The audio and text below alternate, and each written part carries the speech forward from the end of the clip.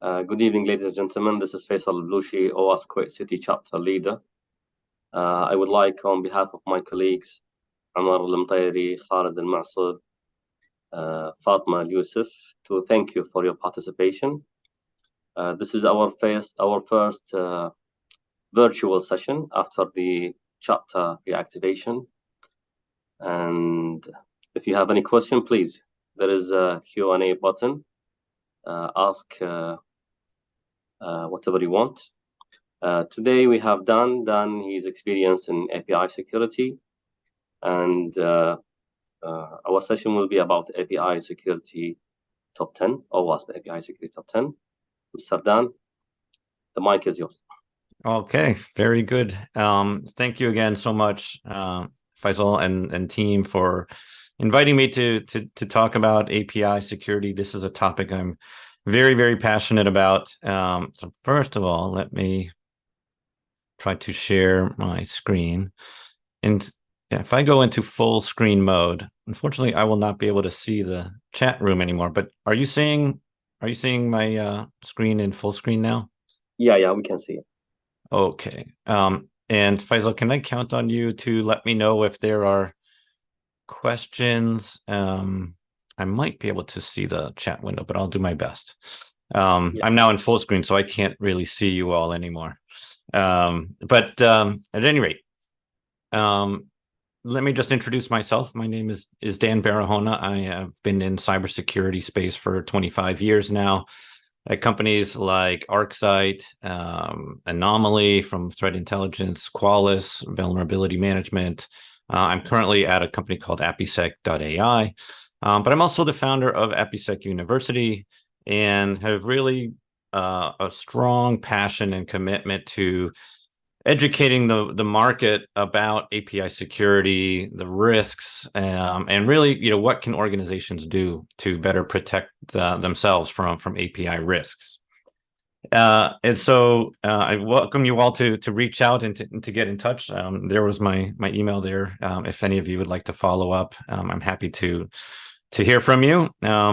So to kick things off, I really like to talk about why is this an important topic? Why are we even talking about API security? And there are really three things that are driving this, right? First of all is the API explosion, which is to say APIs are really taking over the internet, right? This statistic from Akamai is a few years old now, where they analyzed all their traffic through their network, and 83% was API traffic, right? So it's really just taken over. It's powering everything we do, our web apps, our mobile apps.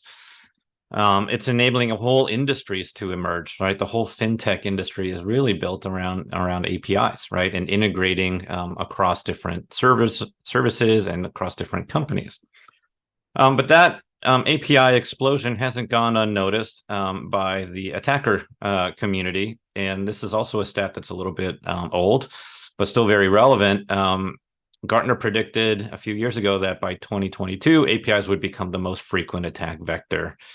And while I'm not sure it's the most frequent, I believe strongly that it is the most successful. It's the most effective. And the reason why I believe that is in the breaches that we see regularly every week. And I'll give you examples of that. And finally, we're just frankly not doing a really great job of protecting our APIs, right? This is one statistic that just looks at API testing. Really only about 4% of API testing is security-oriented testing, right? So we're doing a great job of functionality testing and performance testing, but not a great job of security testing our APIs. And so APIs are a really good target for attacks for many reasons, right? I mentioned already that APIs are powering our web apps, our mobile apps. We're exposing APIs publicly to our partners. They really are this central gateway, if you will, between our front ends, our back ends, among microservices internally. And they really provide this direct access to our core data, our core functionality, our transaction engine, things like that. So they make a really great target for attackers. right? And even if we don't publish our APIs or we don't provide documentation or anything like that, your APIs can still be discovered, right? That people can watch the traffic from your UIs and find APIs, even though you're not publishing them or making them publicly known. And that's what attackers are doing. They're looking for your APIs. Now, API attacks are fundamentally different, right? We've had web attacks for years, right? That's nothing new. But what's different about API attacks? Well, if you think about what we do from a security perspective, a lot of it's focused on the front end, right? That's where we do scanning, we do web app scanning, we enforce controls.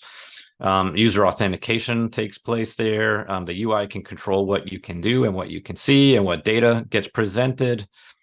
But the problem with that is that what attackers do is just go right around all that, right? They go right around your UI and all of the controls, all the filtering, all of the authentication, and they're targeting the API directly. And what they find there is often APIs that are over permissioned, have more access than they need, return too much data, expose logic flaws that might exist in your backend. And that is what attackers are looking for.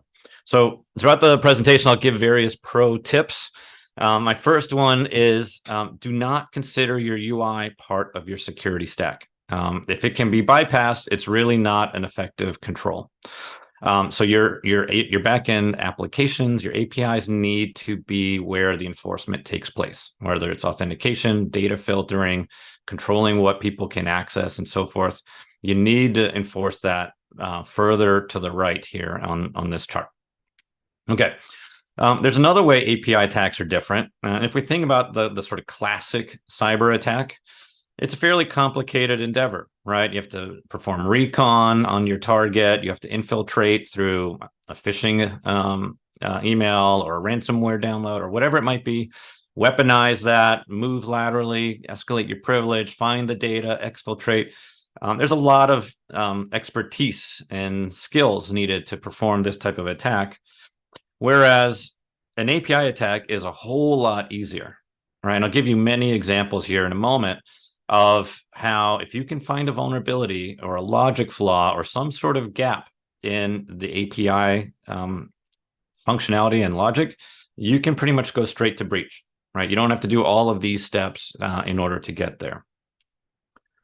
And then finally, there is a whole regulatory aspect to API security, right? So we all should do it just because it's the right thing to do. We need to protect our organizations. But beyond that, it's even now pretty much mandated, right? And there's really three aspects of regulatory compliance. There's a security aspect, which is how we develop and publish and ensure that our APIs are secure. There's a privacy aspect, which is how are we protecting the data that APIs provide access to, whether it's PII, PHI, and the like. And then there's a competing requirement around accessibility, right? So you can't just simply have no interfaces and lock the data down and not give access to anybody.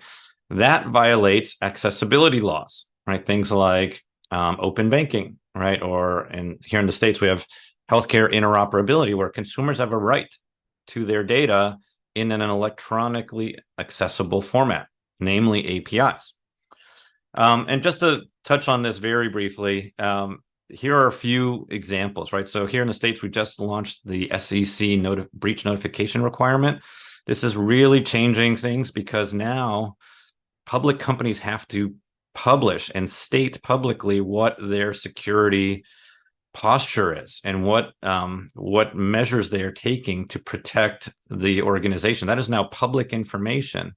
And so security teams are standing up and saying, hey, we need to have the resources, the budget, the manpower to adequately protect our organizations, right? We're going to be putting this information out there into the public markets. We need to stand up and be able to say strongly that we have the right tools implemented. For everyone that takes credit card payments, the PCI has a brand new version called DSS 4.0. It's the first new release in almost 10 years, and it's got huge API requirements. We have a whole course dedicated to this, and that is now mandated for March next year, right? So there are very specific requirements there. GDPR and all privacy regulations mandate the protection of personal information. But if you think about how does that information get leaked out, almost always there's an API involved, right? So you really need to consider APIs for your privacy mandates. And similarly for healthcare, here in the States, we have HIPAA, but there are healthcare requirements across the globe where you need to protect that type of information. Okay, so that's kind of the background on why API security is such an important topic. But what I want to talk to you is also about what we can do about it. And a great place to start is the OWASP API Security Top 10, which you're probably all familiar with. The original OWASP Top 10 is a web security centric top 10. And back in 2019, the OWASP community decided that APIs needed their own special dedicated top 10. And that 2019 edition got updated earlier this year with the 2023 edition. So you can see what they are here. And I'm actually going to go briefly through each of these, and then I'm going to provide some examples to reinforce the points. So let's start with API number 1, broken object level authorization, also known as BOLA. This is it's this unchanged from 2019. It's still number 1, and it's, in our opinion, number 1 for a very good reason. It's the most damaging, the most common. When we look at breaches, this is almost always one of the reasons why. And this has to do with manipulation of objects to gain access to information or to accounts, or to otherwise exploit an API.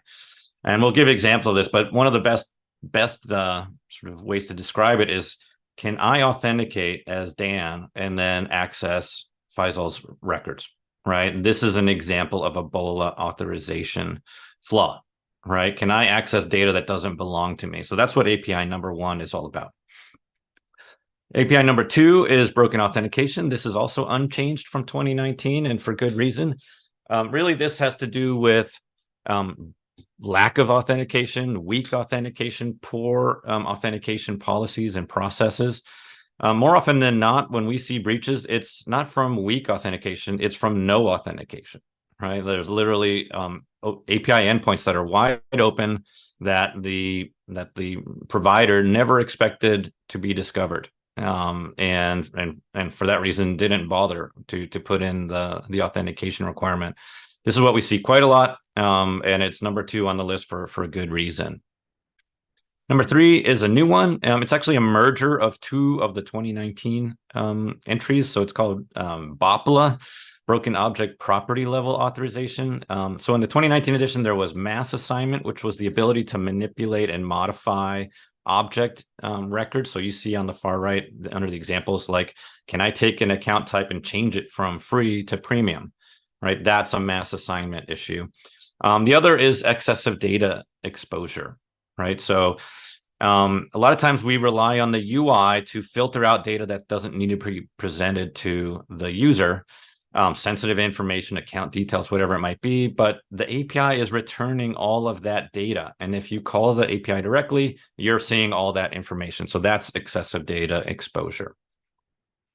API number 4 is unrestricted resource consumption. I think it's mostly a name change. It used to be called lack of resources and rate limiting, but this really has to do with volumetric attacks, right? Can I harvest not just 1 or 2 or 10 records, but can I harvest all 10 million? And we see quite a lot of examples. One of the benefits of APIs is it's a programmatic interface. So that means it's really ideal for high volume, very fast transactions. Well, that can also be how you lose data very, very quickly through an API. So you need to make sure you're protecting against these types of threats. Number 5 is pretty much unchanged, broken function level authorization, also known as BAFLA. This is exposure of API endpoints and functionality that really has no good reason to be exposed to the end user. I'll give you a good example of this later on, but there's no reason why a user should have the ability to delete their invoice or set their account balance to 0. or a negative number, right? These are functions that have no reason to be exposed to a user, but might actually be exposed unintentionally and can expose you to a vulnerability. Number 6 is a new one. I really like this one: unrestricted access to sensitive business flows. And this is really starting to recognize that APIs expose business logic to the end user. So an example here is if there's a new product being put for sale, maybe there's new Nike shoes being published today, or concert tickets that go on sale today. Well, an API would be a great way to go harvest all that inventory, and then be able to resell it at a huge profit, right? That's an example of an unrestricted access to a sensitive business flow. Number 7 is a new one: server-side request forgery. This has to do with kind of trusting the data that comes into your APIs excessively, right? So imagine you have an API endpoint that allows a user to create a profile, right? And in that profile, they might include their name, their address, their LinkedIn URL, Twitter, or whatever it is, right? Now, instead of putting in a valid, proper LinkedIn URL, maybe they're going to put in something like /localhost API user data, or a link to a ransomware site, or whatever it might be, right? Or an injection. Server-side request forgery really has to do with proper input validation, right? To make sure that if the input doesn't look like what you're expecting, that you ignore it, you throw it away, you don't process it in any way. And that's what API number 7 is all about. Number 8 is a carryover, and it kind of is a catch-all for a whole lot of things: security misconfiguration. This has to do with like improperly configured permissions, or missing patches, encryption issues, hardening, lack of CORS policies, error handling, revealing too much information in error messages. All of these kinds of things are really captured here under API number 8. Number 9 is a new one, a very important one: improper inventory management. So when this is about knowing what you've got, what your APIs are, and not only that, but what versions there are, what data they have access to, documentation levels, things like that, who has access to your APIs. A very simple example is if you upgrade your API from version 3 to version 4, very commonly what will happen is you change the path, right? You'll have, mycompany.com/API/v3, and then the rest of your API, and then you change it to v4. Well, if you don't remove v3, attackers are going to look for it, and they're going to look for those old versions of your API that may have endpoints that have been deprecated or haven't been updated, or have documentation that reveals information about your APIs that you don't want published.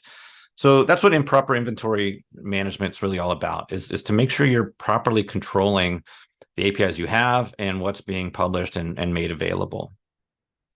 And then number 10 is also a new one. This is unsafe consumption of APIs, and really recognizes for the first time that we're all using APIs that are provided by other third parties. And those third parties may have vulnerabilities and other issues in their APIs that can hurt us, that can lead to vulnerabilities in our own usage. So it's important to know what third-party APIs you're using, to test and vet them to make sure they are satisfying your security requirements, and so forth. So really, this is all about third-party API consumption. So that's the top 10. There are a few things that got dropped off, like logging, injections, and so forth, which I think the OWASP community really think are well covered under the standard web top 10 and the like. But that's the quick tour of the OWASP API Security top 10. Let me just take a peek to see if there are any questions. It looks like not yet. All right. So one of the best ways to bring these concepts home is to share examples, right? And I'll probably go through actually most of these, right? But you'll see that the types of exposures can really, cover a lot of ground, right? There's unauthorized trading at Coinbase. data harvesting at the U.S. Postal Service, data exposure, account takeover, and the like. And what these really reveal is that API attacks are different than what we've seen in the past. All of these companies employed kind of your standard application security technologies, right? Web app firewalling, static code analysis, right? Threat detection tools, and yet still were vulnerable to these types of very significant breaches. So those tools were really not addressing the API risks. And it also highlights the need to involve development more in the security implementation, right? Because if you think about how do we fix a lot of these things, how do we prevent these types of breaches from happening in the first place, it needs to be implemented in the API code, in the application logic itself, right? And so we really want to train our developers to understand these risks and to make it available and make them aware and be able to create more security in the product that they built, right? And to that end, I get asked by a lot of organizations to do this type of training for their development teams. It's not something we charge any money for; it's all free. But if any of you are interested in providing this type of training internally, please let me know. Okay, so let's go through a few examples here, right? And the first one I want to use is Coinbase. And I'm not trying to, point fingers. I actually think Coinbase did a fabulous job of addressing this issue. But it's a great example of how complex or clever an API attack can be. So Coinbase is the crypto trading platform, and in this case, it was a researcher, thankfully, not an attacker, who wanted to kind of test out the Coinbase platform to see if there were any vulnerabilities. And like any good researcher, they created an account, they started trading and started observing. And what they did was watch the traffic between the front end and the back end to see what was happening whenever they did a trade. And they found that there was an API in use to execute these trades. And that API had 4 parameters, right? What they were selling, in this case, Ethereum, whether they were on the buy or sell side, and then a source account and a target account. Now, like any good researcher, what they then wanted to do is try to see if the backend would reveal any useful, interesting information about the technology, the stack, what kind of inputs it's looking for, and so forth. So he started trading directly on the API, so bypassing the UI altogether. And now he actually did own, here at the bottom, you can see 0.0243 units. He owned 0.0243 of Ethereum, right? That was valid. He paid for it. He owned it. So we made a trade to sell that. But in the API call, he changed Ethereum to Bitcoin, something he did not own, right? It was much higher value. And he expected to get an error and a message, and he wanted to see what kind of message response he got. But instead of getting an error, what he got was $43,000 deposited into his account, right? It actually processed the transaction. He sold Bitcoin that he did not own, right? And at this point, probably thought he was going to jail, went on Twitter, asked for the CEO's email because he had found, quote, a market nuking vulnerability. And he was right? This was literally the ability to sell assets that you don't own. Coinbase reacted immediately, shut down the market, reproduced it, fixed the issue, and then blogged about it a week or so later. And in the blog, they said the root cause of the vulnerability was, quote, missing logic validation check. And what that means is the application was checking that he owned 0.0243 units, but it wasn't checking of what stock, of what asset he owned. It just said, do you have 0.0243? Yes. Okay. Go ahead and process the transaction. That's a missing logic validation check. And if you think about this request, there's no web app firewall or anomaly detection tool that would have prevented this, right? This looks like a completely legitimate, valid request. Only the backend logic could have prevented that from happening. And that's what they did. It was actually a fairly easy fix. And when he tried to run this scenario the next day, it was blocked, right? It wasn't able to do it. So that's an example of a business logic flaw, in this case at Coinbase. And they rewarded that researcher with their largest bug bounty ever, $250,000. And I think it was well earned. Okay. Next one is Duolingo, which is very, very popular language learning app. The hacker found, in this case, an attacker found an open API endpoint that exposed basically everybody's accounts. And the only input that you needed was an email address. So he went and harvested hundreds of millions of email addresses from known breaches and just tried them all on Duolingo, and eventually found 2.6 million valid user accounts. And because I'm so committed, I actually went and hacked myself. I'm a Duolingo user, and you can literally see my own information. I'm not that sophisticated, and you can literally see how easy it was to do this. I just simply put my email address at the top. You can see I have a 624-day streak.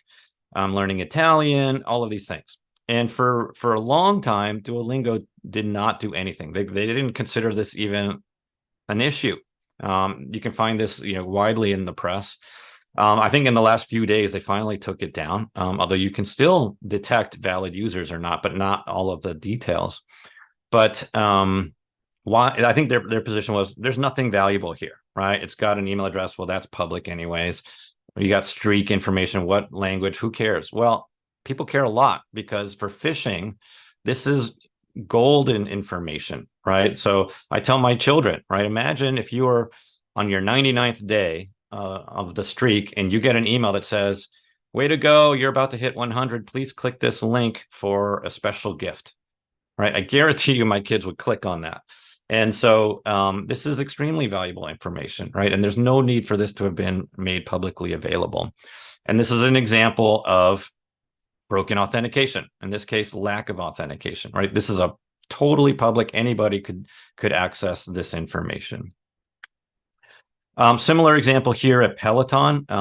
They had an API endpoint that provided access to the entire user database, 4 million users. They never expected anyone to find it, and there was no authentication on this. So when it was reported to Peloton, it took them a long time, but eventually they added authentication to that API endpoint.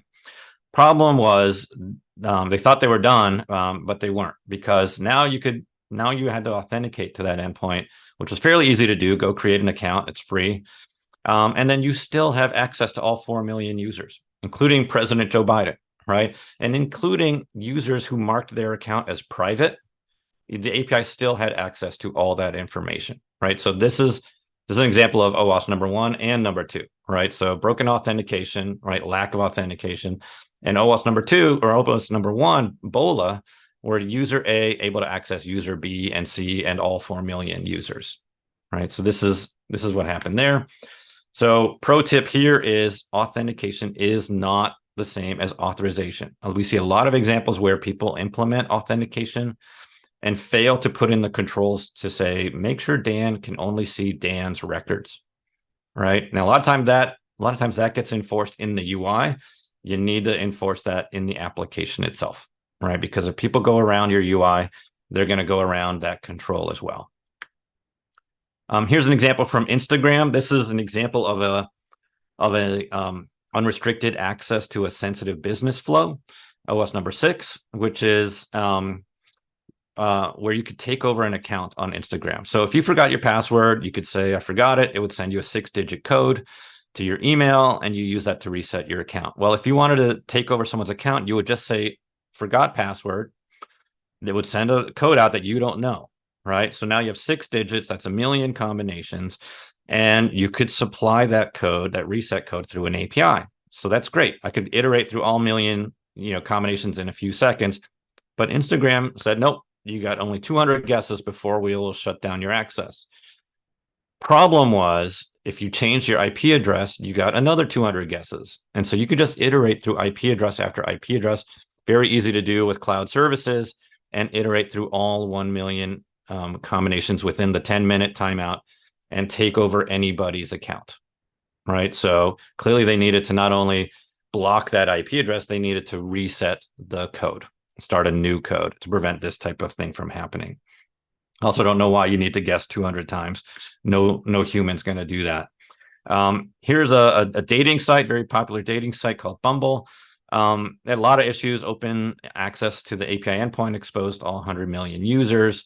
But beyond that, they exposed, this is OWASP number 5, broken function level authorization. They exposed an endpoint that could allow a user to change their account type from a free account to a paid account. And frankly, for any user, right? So there's no valid reason why an end user should be given given access to an endpoint that could change their account to a premium paid account. And that's what happened here. So not only did they expose the entire database, they also exposed functionality that users should not have had access to. I see a question here from Turkey. Is there a tool to expose API endpoints used by attackers? Endpoints used by attackers. Well, I don't know how you would identify specifically attackers. You definitely want to do monitoring to see what API endpoints are being accessed. But if there's an API endpoint that doesn't need to be exposed, don't expose it, right? Or make sure it's protected behind authentication, right? That only valid users can access it. And then frankly, we're really big believers in testing, right? So proactively test your APIs as an attacker would. There are tools and automation, and we really recommend continuous pre-production testing of your APIs, but simulate the things that your attackers are going to try, right? So look for endpoints that shouldn't be accessible, but are, right? Look for functions that shouldn't be accessible. Look for all of these types of things and test for that ahead of production. So whenever you do a new release, you're evaluating that new release before it goes live to make sure there aren't any of these gaps or exposures in your API, and then monitor to look for any accesses that seem unusual or shouldn't be allowed. So hopefully that answered your question, Turkey. Okay, so that's that one. Experian, I have only a couple more here. Experian's quite interesting. This is our credit reporting agency in the States. They had an API that they exposed to their trusted lending partners, so that banks and so forth could evaluate the credit worthiness of a loan applicant, right? Now, one of their trusted partners took that API and made what they thought was a nice feature. They published it onto a website that said, here, check your credit score for free. And they made a nice website for it, and anyone could go and check their credit score. Well, someone found this and looked at the traffic between the front end and the back end and saw that there was an API. An Experian API was being used. And if you wanted to check your credit score, you needed to supply 3 things: your name, your address, and your date of birth, right? So he put in his valid information and he was able to look up his credit score. And then he thought, well, that was kind of too easy. I wonder if I could look up my wife's and put that information, and it worked too. And then he said, well, what about my neighbor? And he knew his neighbor's name, knew his neighbor's address, didn't know his neighbor's birthday. So he just put whatever, 1, 2, 3, 4, 5. And it still worked. As long as you put any number into the date of birth field, it would work, right? And what ended up happening was all 60 million users or credit scores on Experian were exposed, right? And the problem here was Experian was trusting their partners, their third parties, not to expose this API. And in fact, one of them did. This is an example of improper inventory management, OWASP number 9, right? Not knowing, not controlling who's using your API. So that was very significant. And then we see other examples of API abuse. In this case, this is hacktivism, right? So in this case, the anonymous group found a flaw, an API flaw in the Yandex ride-sharing app, or their taxi app. And so what they did was they sent hundreds of taxis to the same exact location at the same exact time. Not coincidentally to the Hotel Ukraine, which is right in the heart of Moscow on the busiest street. And it created mayhem for hours and hours in downtown Moscow, right? And there are many other such examples of things that you can do to create harm through APIs. So that's my examples of APIs. We'll shift into some best practices and what you can do. But one thing I wanted to kind of highlight is, for me, this is just Dan's opinion, like what stood out in all of the breaches that we analyzed. And really, these 3 things, they're all important, don't get me wrong, but these 3 things really stood out, right? We see a lot of broken object level authorization flaws where user A is able to access user B's data, right? We saw that at Peloton. We saw that at Venmo, at Postal Service, and many others. We see a lot of broken authentication, which more often than not is simply a lack of authentication, right? API endpoints that the provider never expected to be discovered, that got discovered and provided access to a whole lot of data.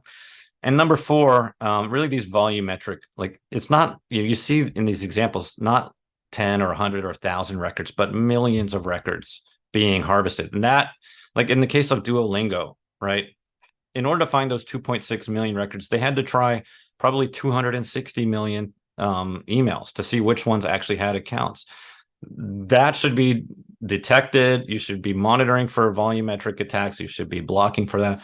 But we see a lot of data harvesting happening through APIs, and that's what number four here is really all about.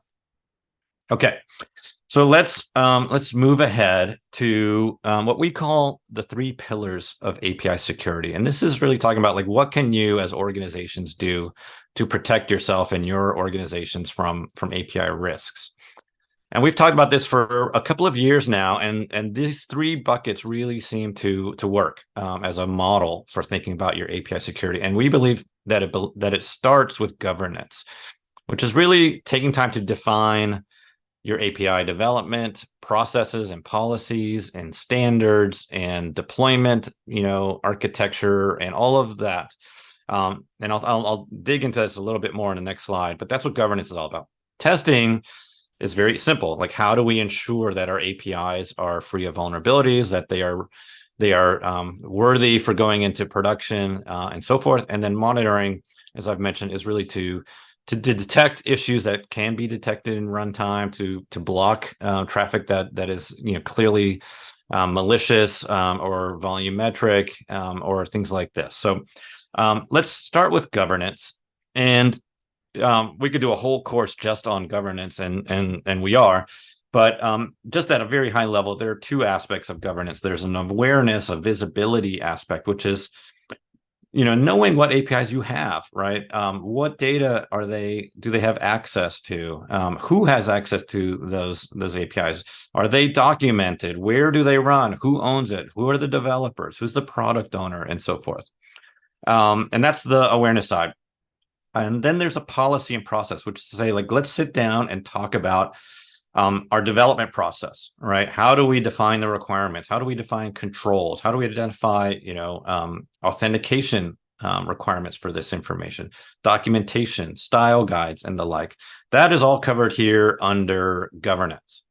All right, and I see a question, Pulo. For public mobile apps to access enterprise data, are APIs to be accessed directly from mobile apps? I think the answer is absolutely yes.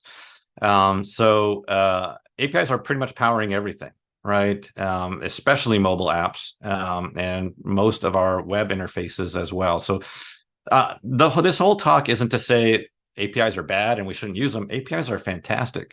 They are the best way to build your applications and your functionality. The issue is that we need to consider APIs as we are developing these. And that's really maybe to tie into the governance slide here. That's why we need to sit down and think about how are these APIs going to be used? How do they need to perform? And what are the security considerations that we need to think about as we are developing these APIs? So I want you to understand, like, APIs, you should be using APIs. They are the best way to architect and build your applications. But we've been, frankly, too slow in addressing security concerns. And you see all of the breaches, right? They're happening regularly. And it's because we're not addressing security adequately in those APIs. And maybe to reinforce that point, let's talk about testing, right? So once we've defined our governance and everything, how do we ensure that those APIs are free of vulnerabilities? We strongly believe you should proactively, continuously test your APIs for any of these vulnerabilities, all of the OWASP categories, for authentication issues, for authorization issues, excess data exposure, rate limiting, volumetric, logic flaws. Now, what you see here on this slide is a statistic, a survey of what kind of testing we're doing on APIs today. We're doing a great job of testing for, does the app do what it's designed to do, right? What I would call positive testing, right? So in the case of Coinbase, does it allow me to trade on assets that I own? Yes, it does do that. But down here below, under security testing, only 4% are we testing to make sure it doesn't do what it shouldn't do, the negative testing, right? So no one tested at Coinbase, can I trade an asset that I don't own, right? And that should be part of your automated testing framework, right? And if you're interested in that, please contact me. I can tell you a whole lot more about testing, but we're doing a great job of testing for what it should do. We're not doing a good job for what it shouldn't do. And when we think about how to achieve this, we want to test this as early as possible in the dev cycle, right? So we're strong proponents of training your developers. This is actually mandated in things like PCI DSS, to train our developers to A, be aware of API risks, and B, how to test for them and how to use automation, how to test in a pre-production, automated, continuous environment to look for these types of things. And what kinds of things are we talking about? This is by no means comprehensive, but just to give you a feel for like the testing categories, there are security elements, right? Looking for unsecured endpoints or rate limiting issues or injections and fuzzing and all of these types of things. Then there's data, right? Like who can access, what can they see, what data is coming out, is it valid, should they be seeing it, right? Encryption issues. And then you have probably the most complicated is the logic, right? Like can an attacker manipulate IDs to gain access or to perform transactions they shouldn't, or elevate their account type from free to paid, and so forth, right? So when we think about testing, this is the types of things that we should be thinking about. And it's simply not enough to hire a pen test firm once or twice a year. Humans just aren't really that great, to be frank, at testing APIs, right? If you wanted me to test a web interface, at least I know what I'm working with, right? There's a UI, there's description, there's buttons, there's fields. But if you give me an API to test, you would just give me a command line and say, okay, go for it, right? It's very difficult, right? And so you really want to automate your API testing, and you want to make it continuous, right? Because while you might do a pen test once or twice a year, I guarantee you're releasing code a lot more than that, right? Monthly, weekly, daily. No code should go into production that hasn't been tested, right? And that's what we strongly believe in. And then the third element is monitoring, right? And there are three aspects to monitoring. So there's a protective aspect, which is let's enforce policy, right? If we're only expecting traffic from certain geographies, then let's block the rest, or from certain IP addresses and so forth. This is where we enforce authentication, make sure that users prove who they are and then have access to what they should have access to. So that's protection. Then there's a detective element to monitoring, which is let's monitor the traffic to look for anything unusual, especially like volumetric attacks. That's a great thing to look for in a runtime solution, right? Are we getting 260 email attempts on Duolingo, right? We should be detecting that after a few hundred, right? And then blocking that, right? And making sure that harvesting isn't happening. It's also good for incident response, right? So this is where we capture the logs and we can retrace the steps and understand what happened, and then maybe improve our systems and our tools to prevent that from happening in the future. And then the third is control validation, right? So if we do have rate limiting controls, a web app firewall, and so forth, is it working as intended, right? Are things getting through that should be getting blocked, right? So this is another aspect of monitoring that you want to take advantage of. Okay. My last pro tip here is one thing about monitoring is it is by definition reactive, right? You're waiting till your APIs are live, in production, accessible to the world, and they are going to ideally these tools will detect and block things that can be detected. But if you look at examples like Coinbase, where that user traded on an asset he didn't own, there are probably no firewalls that would have prevented that, right? There's a lot of attacks that are going to make it through your runtime detection systems. So you need to be preventing those vulnerabilities from existing in the first place, right? So ensure the code is written very strongly and that you test proactively. It's basically attack simulate on your API to make sure there aren't any of those vulnerabilities existing in the first place. Okay, I think we are. This is my last major slide of the talk. I like to leave people with some very specific.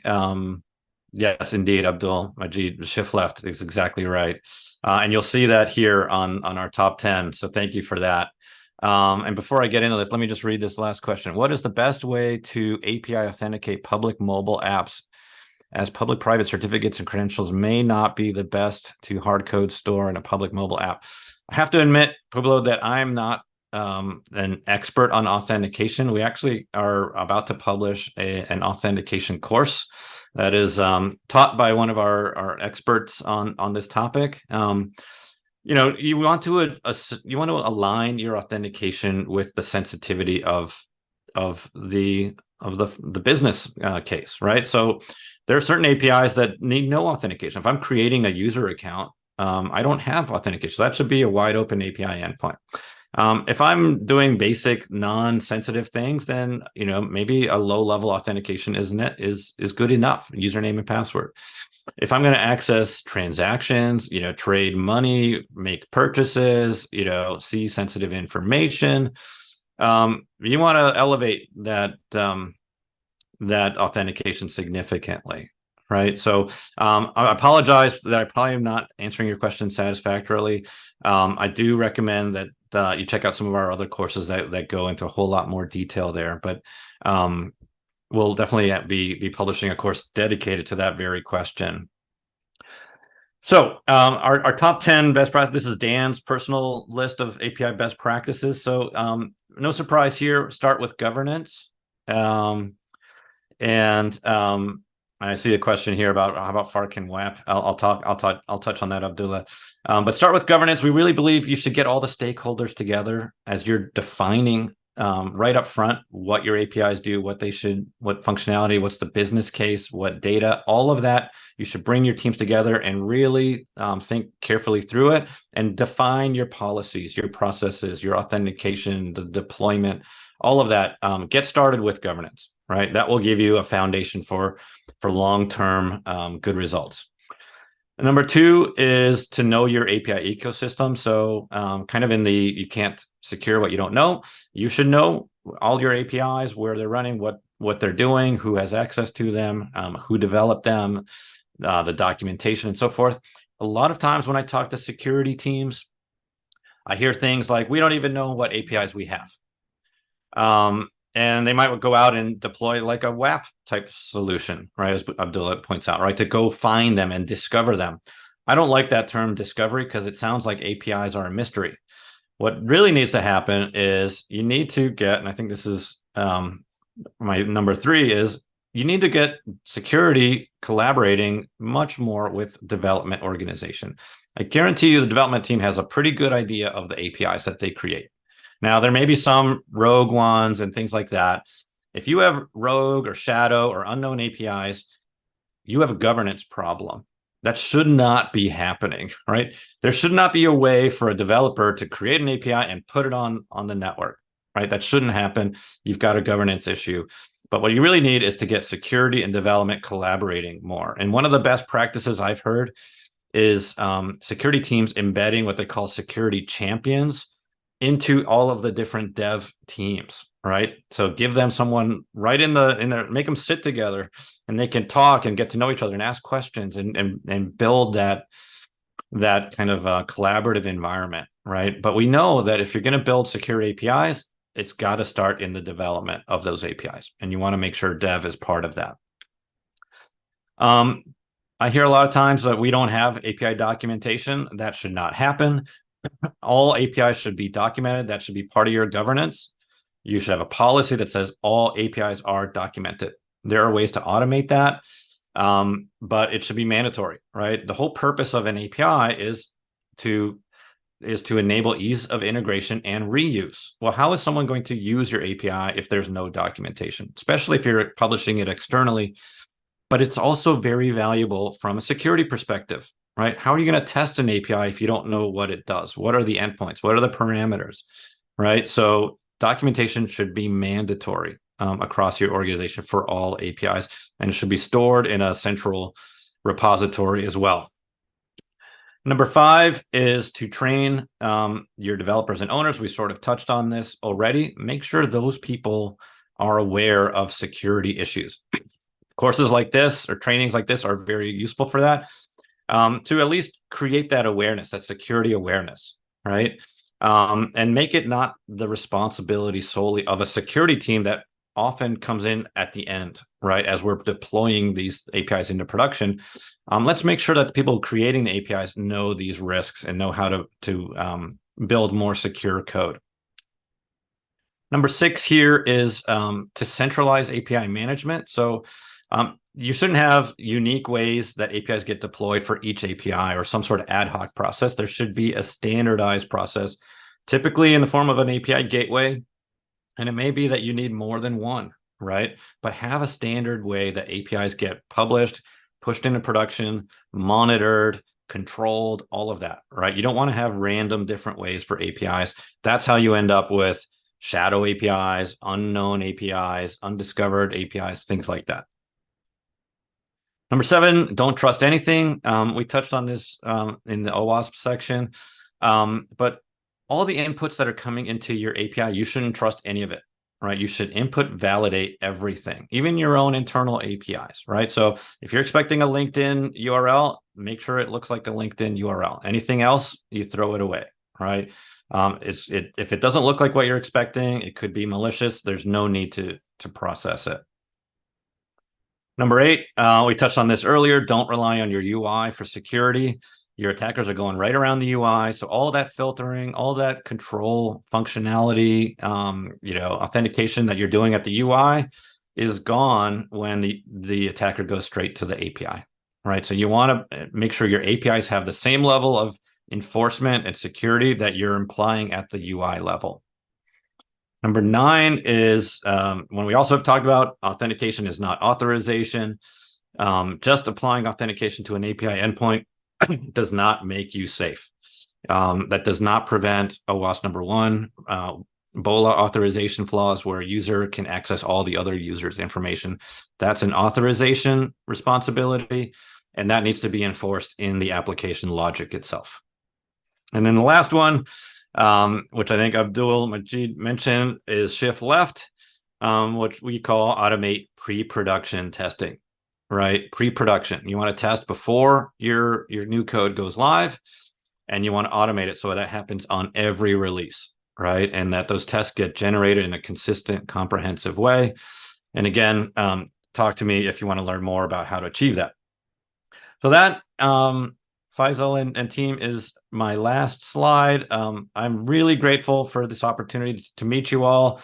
There's my email address if you want to follow up or send me some questions or anything of the sort.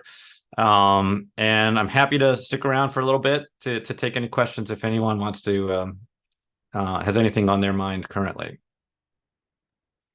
Thank you, Mr. Dan, for the fruitful session.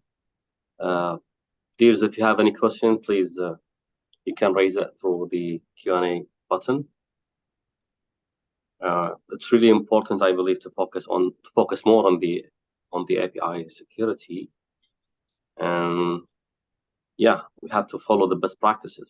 Yeah, well, there's a good reason why the OWASP community created a dedicated top 10 for API specifically. And what's interesting is it's quite different than the web app top 10. Right? You might think that there's a lot of commonality, but actually only maybe 2 or 3 items are similar between the two lists. So the threats to APIs are fundamentally different. And hopefully I was able to convey that here in the talk today. But yes, if anything, I hope you leave this talk with a good understanding of why API risks are so serious, but also what you can do about it, right? And how you can go and arm yourself and your teams to be better protected. And thank you for all the nice comments in the chat. There is one question right now. I think someone sent it. Is it Yeah. suitable to use طلحة. HTTP? Yeah, Mr. طلحة. Yeah, is it suitable to use HTTP rather than HTTPS? Oh, I don't think it is. If there's a reason not to, I suppose it could be. But what we found a lot is a lot of times when we think an API is internal, it's not so internal as you think. We actually did a webinar with a young man, Sam Curry, who he tried to hack a bunch of cars. Right now, cars have mobile apps and they're connected. They have internet access, and it is remarkable what he was able to achieve by hacking mobile car apps. He was able to unlock doors, start engines, stop engines, take over accounts. But he was also able to access back-end internal systems of these car makers, right? And systems that were clearly envisioned to be internal only, he found ways to access. So Talia, I would strongly recommend that you treat internal APIs with the same level of security as anything external. If there's some reason to not do that, then you need to consider that. But we do see examples where supposedly internal APIs become accessible. And of course, in a large organization, you always have to worry about insider threats, insider abuse, and things like that. So I just strongly recommend you treat your internal with the same level of security as your external. Question from Omar. Hello, I'm sorry? Otaibi, yeah. Mr. Omar Otaibi asking for certification. Yes. So I appreciate the question. We do provide certificates for all of our courses. So I recommend, if you're interested, to go to our site. We have a course that's very much similar to what you've seen here today. It's called the API Security Fundamentals. And in that course, we do have quizzes and assessments and things like that. And that also provides a certificate as well. All of that, no cost. None of this do we make any money on this. So hopefully, Mr. Alataibi, that answered your question. And Publo, I hope I'm saying your name properly, all of your names. Do I recommend any open source tools for API security testing? There are various tools. There are things like Burp that you can use to test your APIs. That you should use. My company also publishes an open API scanner as well. But I think, though, that you will get limited test coverage with sort of free open source tools. You should use them. They're good for finding basic things like unsecured endpoints and things like that. But to do the more complex things, you're going to need a more sophisticated tool. And so you're probably going to need to look at something that's paid to look for authorization flaws, logic flaws. A lot of the types of things that we saw in those examples, you're probably going to need a commercial tool. And I'd recommend you follow up with me, and I can give you more details about that if you're interested. And from Betsy, I see, can we use Burp Suite for mobile application security testing? I believe that you can. Again, this Burp Suite is a fantastic test automation tool. The limits of a tool like that is that you have to you have to author and fabricate all the test scenarios yourself, right? And then Burp will execute those and run them and automate them, which is fantastic. What ends up happening, though, is when we create the tests ourselves, we end up with a very limited coverage. And if you think about an API, powering your e-commerce website or your mobile app, right? You probably have 50, 100, 200 API endpoints. And any one of those endpoints, you probably need to test 10, 20, 30 different ways. And that means you're looking at potentially creating thousands of attack scenarios. If you really want to pressure test your API comprehensively, that's what you're looking at. And I don't see how organizations are going to achieve that manually, right? And so again, please contact me. I can give you more details there. But Burp Suite is widely used. It's a great tool. It's freely available. But it's going to be on you to create those test scenarios.